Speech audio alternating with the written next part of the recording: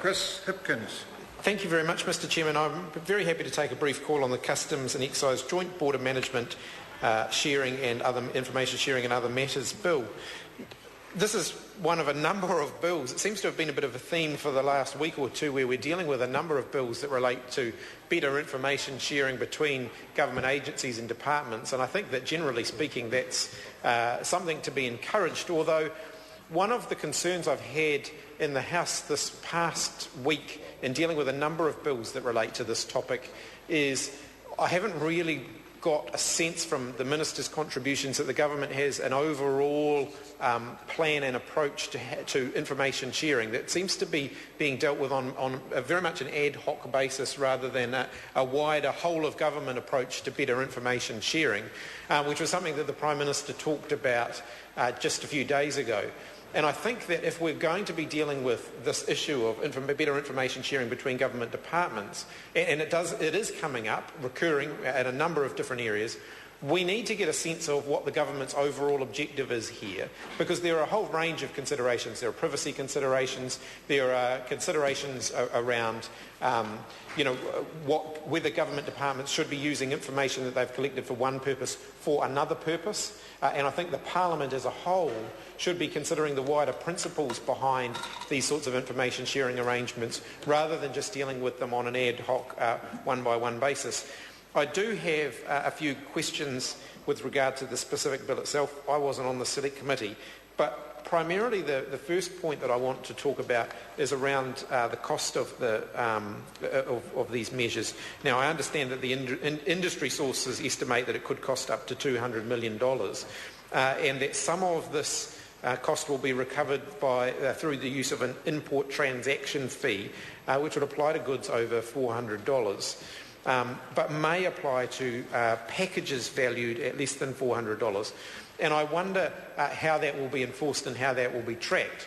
This is an issue that has been raised with me by people in my own electorate around monetary values of imported goods, particularly where they're imported using the postal system, and how we actually keep track of that, because people can import goods above a threshold by dividing them up into smaller packages and importing them in a series of smaller packages. And how is that traced? And will this information sharing that this bill is intending to put in place stop that from happening? Because there are wider implications than simply of a customs nature to that. There are taxation implications for that. And to give an example, I've got a model crafts and hobbies importer in my electorate, or retailer in my electorate, who import models, model aeroplanes, for example, that they are taxed on.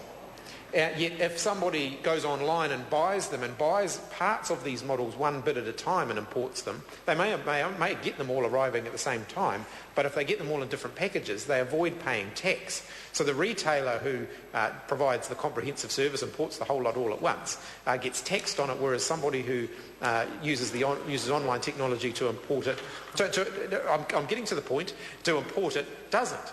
And so my question is, will the information sharing that's proposed in this bill have any impact on that? Because, as I say, the implications are much wider than merely what would seem to be suggested by this bill. The import transaction fee that I referred to, I understand, will apply to items such as jewellery, clothing and electrical appliances. So potentially, would it apply to the instance that I've just mentioned of somebody importing models and those types of craft items? So that's something that would be useful to get clarification from the Minister on. Overall, the bill is a good one, and I understand from colleagues who have been on the Select Committee that it was well examined by the Select Committee. The chairperson of the Select Committee was Chester Burrows, and this is the first opportunity that I've had to congratulate him in the House on his elevation, a well-deserved promotion, and long overdue, in fact. It'd be fair to say that in the short time that I've been in the House, Chester Burrows was probably the best Select Committee chairperson that I have encountered, notwithstanding the excellent chairmanship of David Parker of the Government Administration Select Committee. And the Regulations Review Committee as well. It's very easy to forget. But Mr Chair, the Labour Party will support this bill.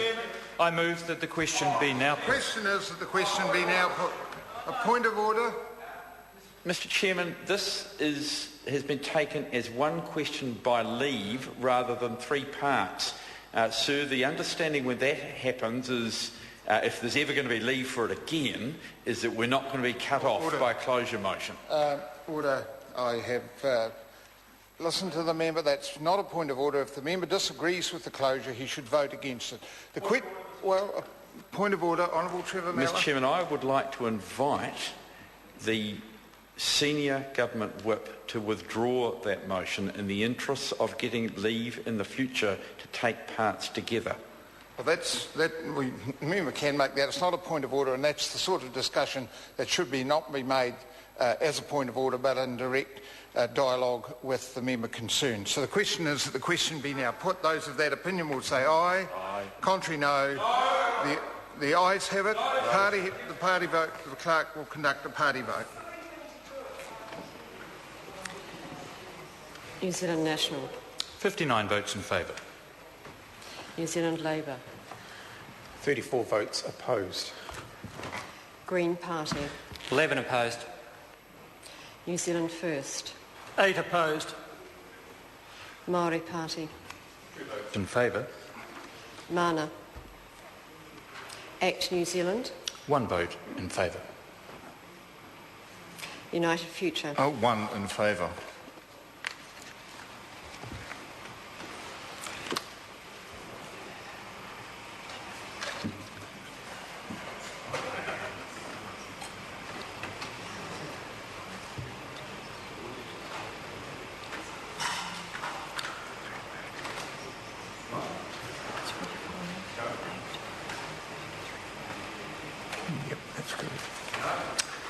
So the ayes are 63, the noes are 53. The question will now be put. And the question is that clauses 1 and 2, parts 1 and 2, and schedules 1 and 2 stand part. A point of order, Honourable Trevor. Mr Chairman, I'd like those put separately. Well, the member will have to seek leave if that's what the member wants. Mr Chairman, we do actually have some separate questions. We have an agreement to a debate. We do not have an agreement to have them put together. Yes, no, I took leave at the start that the debates be taken as one and the questions as one. In the previous bill that was held in committee, leave was sought to separate. Unless there is leave put, I will, and agreed to. A point of order. Mr Chairman, I seek leave to have the questions taken separately. Leave is sought to have the questions taken separately. Is there anyone opposed to that course of action? Yes. Leave is opposed. I shall put the question, and the question is that clauses 1 and 2, parts 1 and 2, and schedules 1 and 2 stand part. Those of that opinion will say aye. Contrary, no. The ayes have it. A party vote. The clerk, a split vote. Clerk will conduct a party vote. New Zealand National.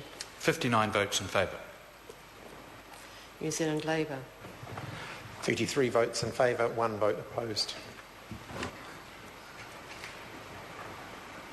Green Party. 11 in favour. New Zealand First. 8 in favour. Māori Party. 2 votes in favour. Mana. Act New Zealand. 1 in favour. United Future. 1 in favour.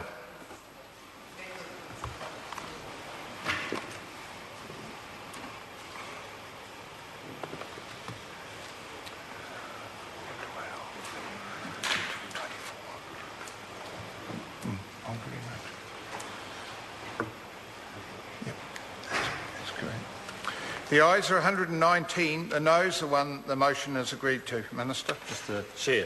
Chair, I move supplementary. A point of order, Honourable Trevor. Time when you must report. No, on a closure, one completes the voting. Morris Williamson. I move supplementary order paper. A point of order, Honourable Trevor Mallett. I think we have completed the voting on the question that you put to the House. This is a separate motion now being moved. It has been the convention of this House that all matters dealing with the conclusion of that bill that's been progressed are progressed at that voting. So I will ask the Minister to put a point of order. Honourable Trevor Mallard. Mr Chairman, I move that we recall the Speaker to have a considered ruling on that point. The question is that the motion be agreed to. Those of that opinion will say aye. Aye. Contrary, no. The motion is agreed to. The Speaker will be recalled.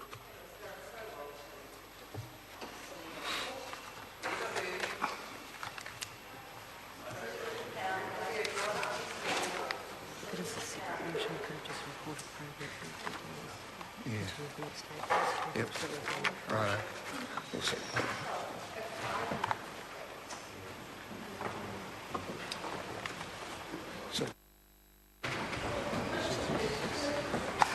The House has resumed, Mr Chairman. Mr Speaker, the House has voted that you be recalled to determine whether or not the ruling that I made was in fact a correct one.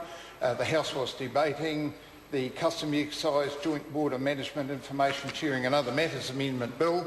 I put a closure motion to the House on the debate. The closure motion was accepted. The vote on the clauses, the parts and the schedules was agreed to. I then proceeded to put the motion which the Minister moved, which divided the bill, and the question was raised whether or not that was covered in the closure motion. I ruled that it was. There was a question about that, and you have been asked to determine whether in fact that is the case. The Honourable Trevor Mallard. I think the Chairman has summarised it absolutely clearly, Mr Speaker, and that is, it's a very simple question, and that is when a closure has been called for and passed on the preliminary clauses and the parts of a bill voted on, that has been completed, whether or not, while the House moves, obviously it does move immediately, it moves as its next item to the Minister moving a motion. We had at that stage passed the time for the reporting, and therefore, sir, it is my submission that that is a motion for the next sitting day. Thank you.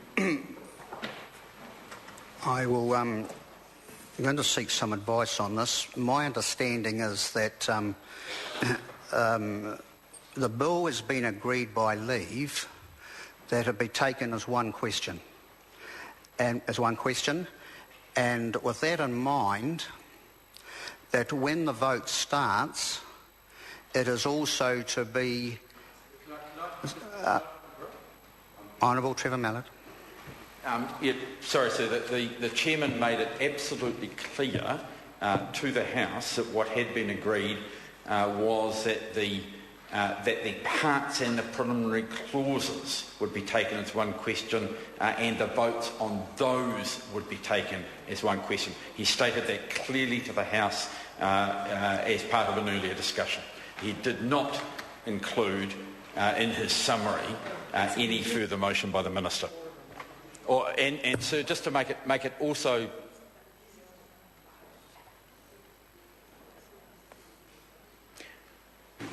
so also want to make it absolutely clear, sir, that in the motion for leave that the House agreed to, the Minister's motion, which could have been included in that leave and probably would have been accepted, was not included in what the House agreed to.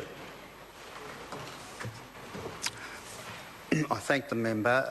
I'll just reiterate what I said to start with, and that was that it was agreed by leave that all parts and clauses would be taken as one question.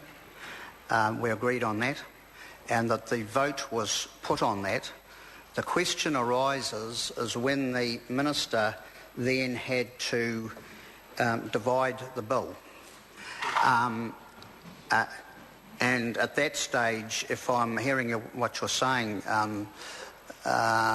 is that at that stage you think that is outside the ambit of the original intention. And that's as you said. Well, the convention has always been that when you have a bill that needs to be divided, it immediately follows the vote. immediately follows the vote. And that was, as I understand it, from the chairman, exactly what happened. So if we were to take this in sequence, the vote was put, the minister immediately then came forward and put the question about dividing the bill, and that's the proper thing to do, as that's the sequence in which it follows. The question then arises, however, is that once that's done, it is actually could be regarded as a debatable motion.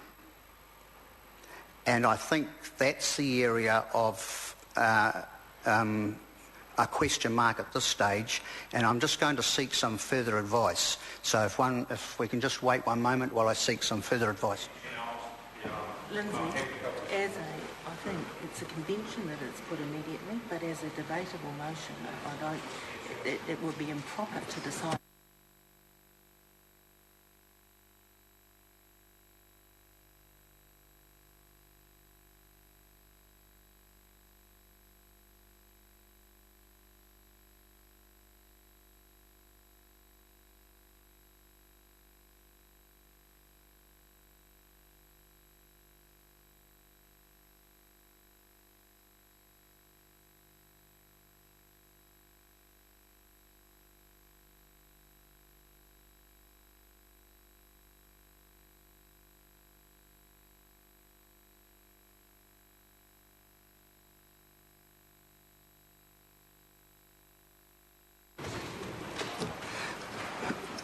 Members, I've sought advice.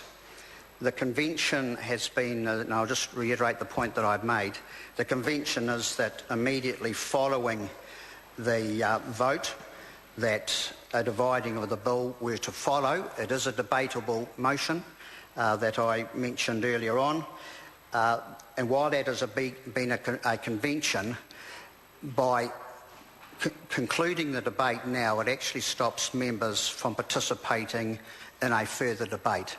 And so my ruling is that we have to move back into committee and that the chairman must report progress. I declare the House in committee.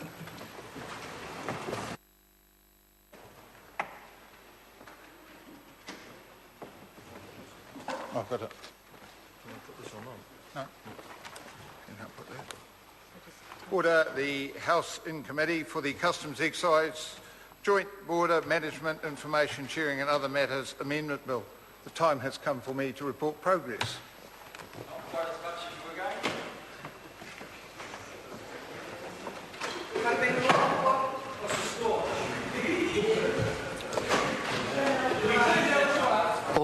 Order. The House is resumed. Mr. Chairman. Mr. Speaker, the committee has considered the Taxation, International Investment and Remedial Matters Bill and reports it with amendment. The committee has also considered the Customs Excise Joint Border Management Information Sharing and Other Matters Amendment Bill and reports progress. Mr. Speaker, I move that the report be adopted. The question is that the report be adopted. Those of that opinion will say aye. To the contrary, no. The ayes have it. The bill, Taxation, International Investment and Remedial Matters Bill, is set down for third reading next sitting day. And the Customs and Excise Joint Border Management Information Sharing and Other Matters Amendment Bill is set down for further consideration in committee next sitting day. The House stands adjourned until 2 p.m. tomorrow.